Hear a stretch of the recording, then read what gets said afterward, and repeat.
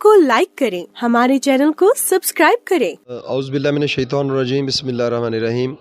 नाज़रीन, इस वक्त हम global union of journalist registered Gujranwala की एक तकरीब में आए हैं। यहाँ पे आज कार्ड डिस्ट्रीब्यूशन की तकरीब है। तो हमारे साथ ग्लोबल यूनियन ऑफ जर्नलिस्ट के जनरल सेक्रेटरी जनाब अतर साहब मौजूद हैं। हम इनसे चंद बातें करेंगे ग्लोबल यूनियन ऑफ जर्नलिस्ट के हवाले से। जी अस्सलाम वालेकुम अतर साहब। जी वालेकुम अस्सलाम। अच्छा अतर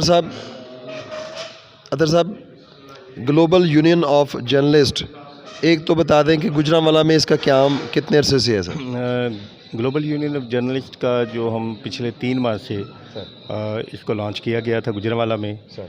और ताहिर क़यूम कादरी साहब बतौर सदर उन्होंने वर्किंग शुरू की थी और फिर जितने भी पुराने दोस्त थे या जो शुरू से मुख्तलिफ प्लेटफार्म पर एक दूसरे के साथ गपशप करते रहते थे, फील्ड वर्किंग करते रहे थे, उनको एक प्लेटफार्म पे इकट्ठा किया। बिल्कुल सही। और मुझे इन्होंने जनरल सेक्रेटरी की ज़िम्मेदारी तफवीज़ की और मैं पूरी कोशिश कर रहा हूँ कि हकीकी मानों में जो हमारे वर्कर सहाफ़ी को दरपेश मुश्किलात हैं, ग्लोबल यूनियन के प्लेटफार्म से उन मुश्किलात का अजाला करने की कोशिश की जाए।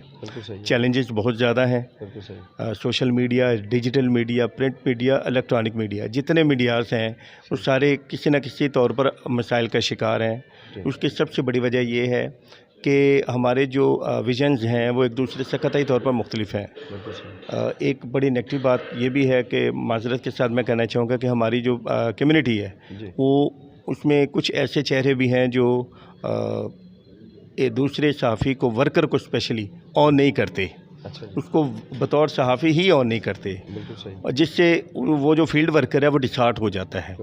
हम ऐसे फील्ड वर्कर को फाइंड अप करके अपने प्लेटफार्म पर जमा कर रहे हैं।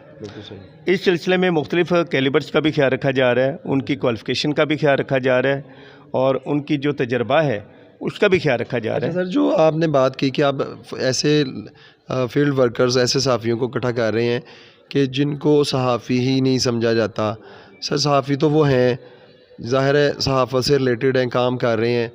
तो आपके पास ऐसा क्या लाएअमल है, आपके पास क्या ऐसी सपोर्ट है कि आप उनको जो देना चाहते हैं? जी, हमारा जो फील्ड वर्कर है, जो हकीकी सहाफ़ी है, वो सबसे पहले तो माली तौर पर मुश्किलात का शिकार है। जी सर। दूसरा, उसको मेडिकली बड़ी प्रॉब्लम्स होती हैं।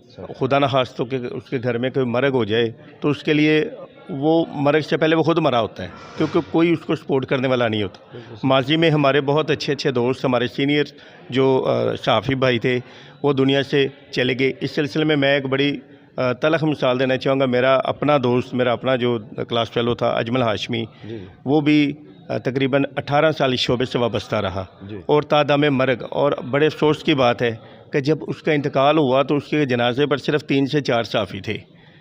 और वो भी यूँ समझे कि दुनियादारी के चक्कर में आए थे। इस चीज़ ने मुझे बड़ा परेशान किया।